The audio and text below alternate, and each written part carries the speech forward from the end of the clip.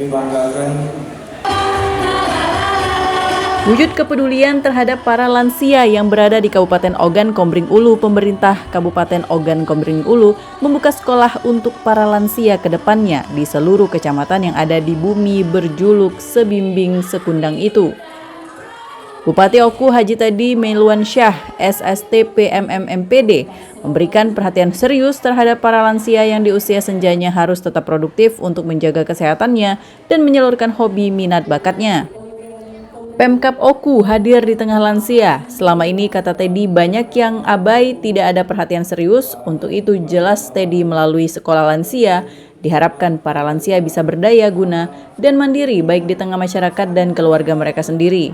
Ini merupakan juga wujud dari pemerintah Kabupaten Oku yang hadir di tengah-tengah untuk menunjukkan kepedulian kepada para lansia yang selama ini mungkin kita agak abai, kita agak mungkin lupa dengan kehadiran mereka. Nah, ini kita tanamkan ilmu, pengalaman, ya, dan juga kita berikan bagaimana mereka bisa mandiri, bisa terus berdaya guna baik di tengah masyarakat maupun di keluarganya masing-masing. Kedepannya apa, Pak?